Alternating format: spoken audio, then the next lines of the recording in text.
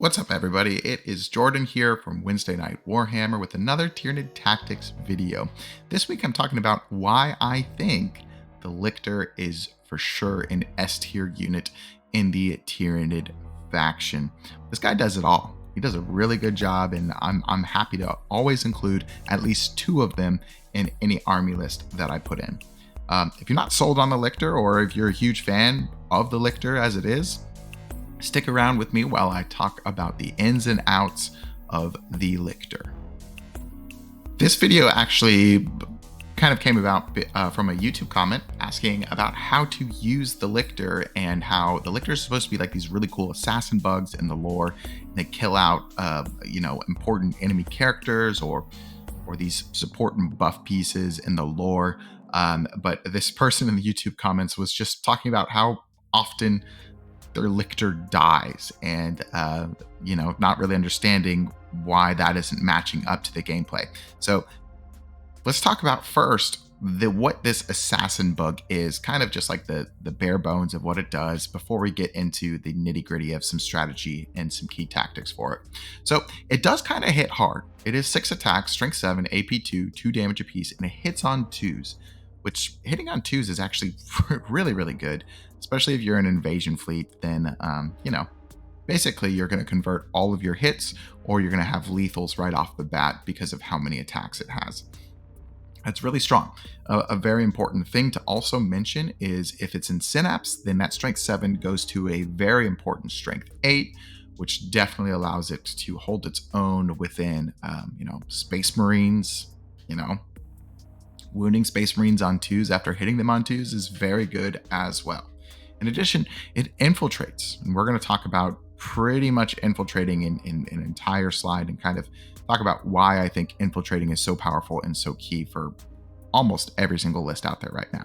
Fights first, which really makes it, even though it's not necessarily a defensive unit, but it does make it more annoying to take care of. People can't just run units into it because there's a chance that the Lictor actually could kill some things.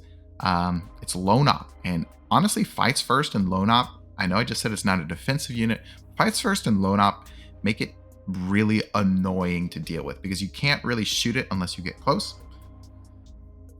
and you don't really want to charge it unless you have something that obviously a Lictor is not killing. So it's a pretty good combo.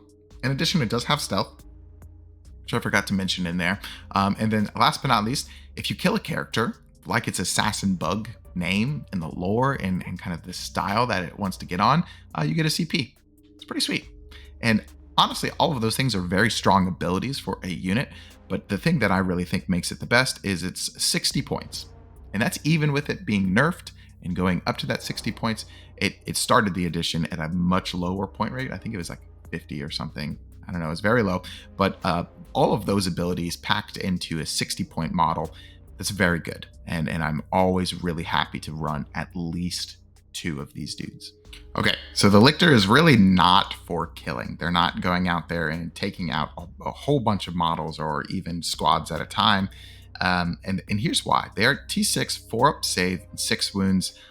It can be killed pretty quick. I know T6 and 6 wounds, that's pretty strong. That's not terrible of a defensive profile, especially for how efficient the point total of this unit is. However, with any unit that is, meant to kill something, that's going to kill a Lictor for sure. Fights first is great, but it will often not kill a squad that your opponent wants to charge into them. Unless your opponent is desperate or is maybe making a misplay or a mistake, they're probably not going to charge into a Lictor. I played a game yesterday at an RTT against a Chaos Knight player who I think it was a Carnivore, was on 3 wounds. And he didn't charge into my Lictor because he was worried the Lictor was going to kill the Carnivore. And honestly, he's probably right. The Lictor was probably going to kill the Carnivore because I did have lethals up, and because I'm going to get 6 attacks, of course, and then, maybe 1 or 2 are lethals automatic, and then maybe I get 2 more and after that for the wound wall. So yeah, so even even a carnivore is kind of spooked going into the lictors, especially if you have other buffs on them. Well, I mean, if the carnivore's wounded in that case, at least. And if your opponent is being wise and just kind of throws in a unit that doesn't really care about these lictors and can just tank it, or it's like an odd profile to go into, like I'm thinking like 8 bound with World Eaters. A Lictor could maybe kill 1 8 bound, which would be huge for you. But however, then the rest that are remaining are probably just going to really easily mop up the Lictor, and then you're down a Lictor. And that's going to be kind of a big point in this video, I believe, is with our scoring units like Lictors and Gargoyles and all of these Gaunts, there has to be a fine balance of putting them out there and scoring points when we need to and letting them die, but also being very particular in choosing when they should die and not really planning about letting our units die unless it is incredibly beneficial to our game plan. So if you are running your Lictors out pretty quickly, there's a chance that they're going to die in a way that actually isn't overly beneficial or, productive to your game plan. So be careful. And remember, Lictors really aren't there to go out and kill a bunch of stuff. Here is the real role of Lictors, and you'll notice that all of these are not about really killing, except I guess one of them. So I'm just going to go, these aren't really in any order of importance. These are just kind of my thoughts on what I am wanting my Lictors to achieve when I approach the game. So first up, screen out scouts. If any unit has the rule scout, you put a Lictor directly 9 inches in front of it during deployment. They can't move towards you. Yes, they can scout backwards, or they can scout at an angle away from the Lictor, but just putting a Lictor in front of a unit that wants to scout can definitely shut off your opponent's game plan and kind of create an extra bubble of safety for that. Prepare for first turn secondaries. This one is probably actually one of the most important of all of these bullet points. When you are setting up and deploying, you should be thinking about secondaries that you're going to draw turn 1. Obviously you can't plan around that, but if you position your Lictor in a couple of key specific spots, you will be able to score secondaries pretty easily. And I'll talk about that, and I'll show that in the next slide. You can plan around secondaries like containment, like cleanse, like engage in all fronts. Those are the ones that come to mind immediately for which you can score, but it's pretty easy to do. And if you are able to do that, you can get a huge lead on secondaries very early. Like a double cleanse or a double containment or a full engage on turn 1 is actually pretty strong. It's really good. You can threaten mid-board skirmish units, like scouts or maybe like intercessors or something like that. It can be really annoying for your opponent to deal with a fights first T6 body that is just going to go around and threaten to kill most of the squad. Probably not all of it, but most of the squad. And then that would be pretty annoying for them. You can initiate trade wars. And I actually really like Lictors doing this because of the lone op.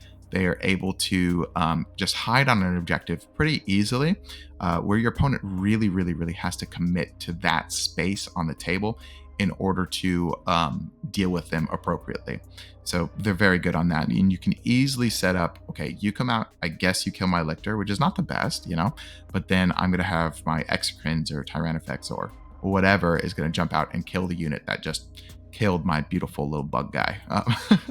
And then small move blocking. If you infiltrate and you're 9 away and you go first, and then you end up just moving so that you're 1 inch away from a unit, you don't even have to charge it. But if you're 1 inch away from a unit, you just kind of block them from moving anywhere up the table. And it does give you an additional movement phase that your opponent is not necessarily moving their big melee unit like 8 bound or whatever where they want to on the field. So all of those things you can achieve and use for just the 60-point model. It's very strong.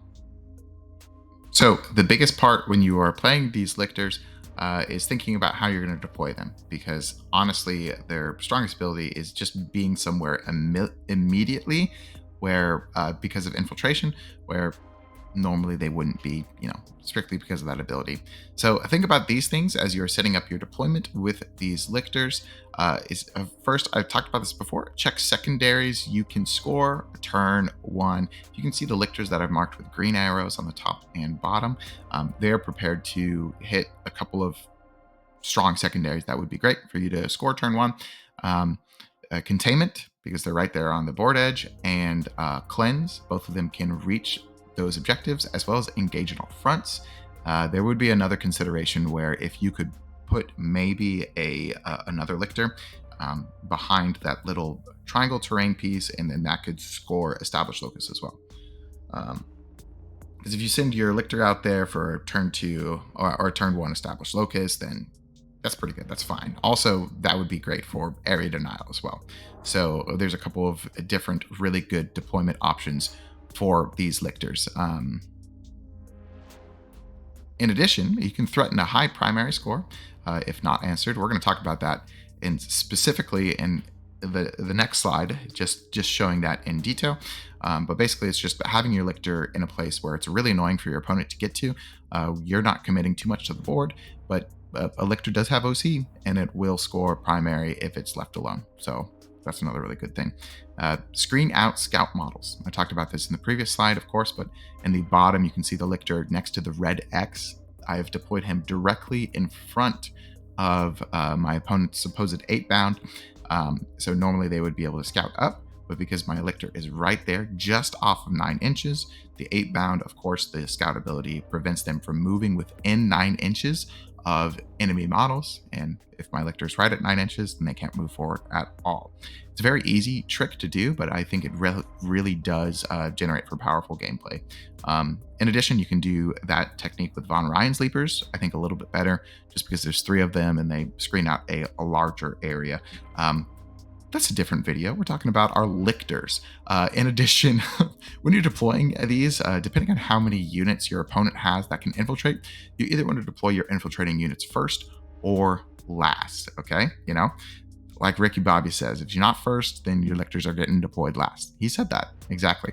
And that's because you want to deploy them first to clearly screen out areas that you don't want your opponent to be in, with that 9-inch bubble of infiltration, of course, not being able to be next to your models.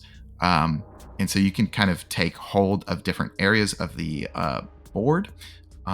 Or if your opponent doesn't have any infiltrates, or if they just have one and you screen out that one area, you can hold the rest of your infiltrates to the very last moment to see where the rest of your opponent's army is going to be. So you can check things like denying the scout, like that Lictor's doing to the 8-bound, or just getting them in position to have first turn, pressure on maybe some weaker support units, etc.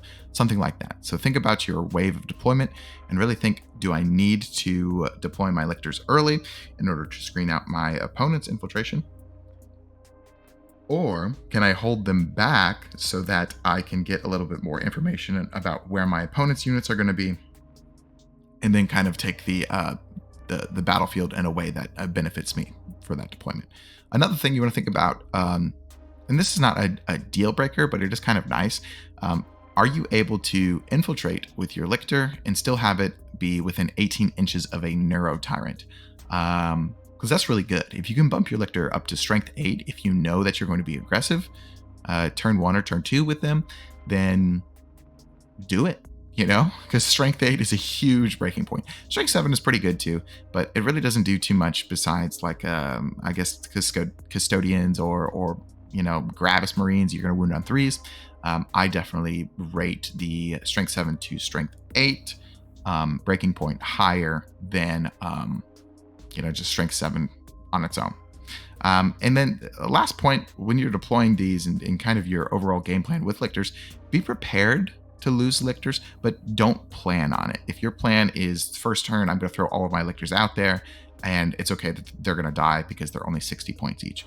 Well, I mean, yes, but also if that is your plan, then you're immediately going to be out 2 units. I would not highly recommend doing that unless the trade for your Lictors is going to be way on the upside.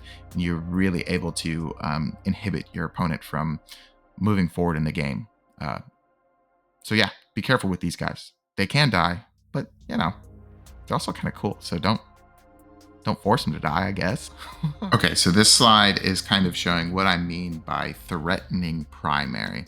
Basically, my lictors are towing onto an objective.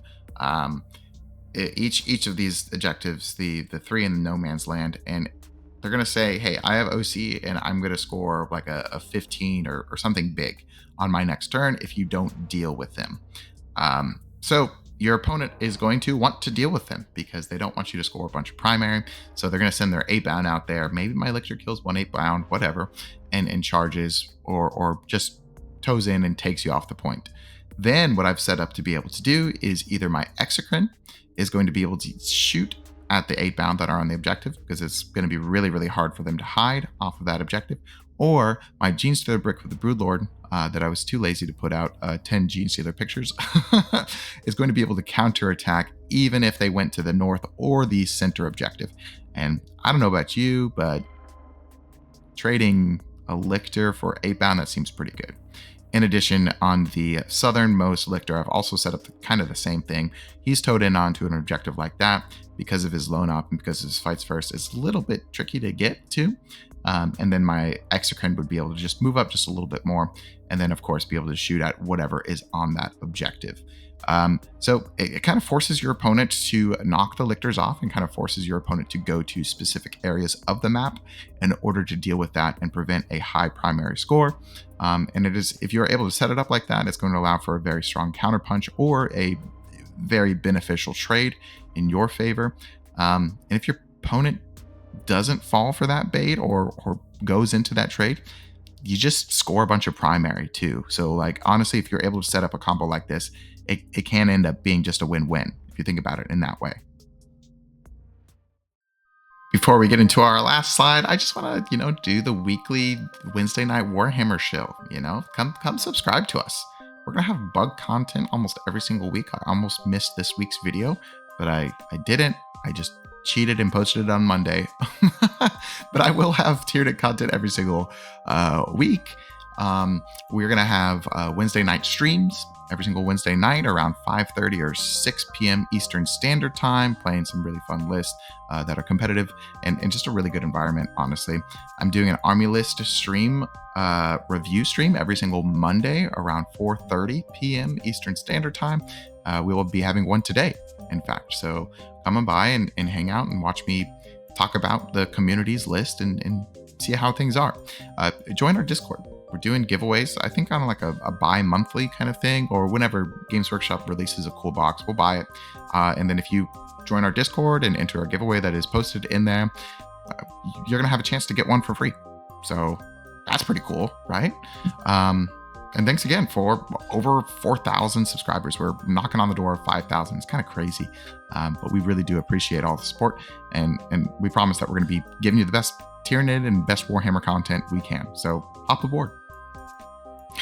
Infiltrating is an incredibly powerful keyword and ability. And I'm just going to take a second. This could probably be a whole video in itself, but I'm just going to take a couple of moments to talk about these bullet points and just really try to convince you that you should have at least 2 to 3 infiltrating units in any army list that you put in.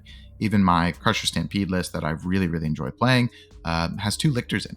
And oftentimes I'm scratching my head thinking about, can I fit a third? You can use infiltrating units to screen at your opponents. I think one of the best ways to play Warhammer, and maybe the reason why I like playing Tyranids so much, is by me having the most fun and my opponent, still having fun, but not able to activate and do all the things that they necessarily want to do, so that I can keep my bugs safe. And screening out and move blocking your opponent's units is definitely a key way to do that. With infiltrating units, not necessarily Lictors being the best at it, but infiltrating units moving up very quickly and just getting in the way of your opponent's units, that's definitely a good way of advancing your game plan while inhibiting your opponents. It's going to create advantage on board state. Move block and early pressure, like we talked about, threatening that primary and getting ready to score secondaries that you could possibly draw. It's very strong, having units begin the game in the middle of the board and being able to do all those crazy secondaries that you might pull just right off the bat is very strong. And you know, if you're doing 60 points for a Lictor and then he scores you 3 points because he does a containment and then dies, that's fine. You know, that's pretty good. That's not bad. So it is really going to allow you to achieve those secondaries early and kind of open up your playbook, I guess, of secondaries that are available to you in the early game. Last but not least, we did touch about it a couple of times in this video, but be prepared to lose your infiltrating units, but don't plan on it. If your immediate thought in your game plan is, I'm going to run these guys out and then they're going to die, double check that the reason they're dying is going to, you know, balance out their points and their value in the game. If you're shaking your head about it, maybe move it backwards. Maybe save your Lictor for another turn and see what he can do and activate into in the future. You know, because that might be better than just having this really cool squiggly bug guy dying out in the open. That's the video. Lictors, they're S tier. Use them, play them. They're very cool, but build them with the crouching one. I think that's the best one just because he can hide a little bit better. Thank you so much for watching the video.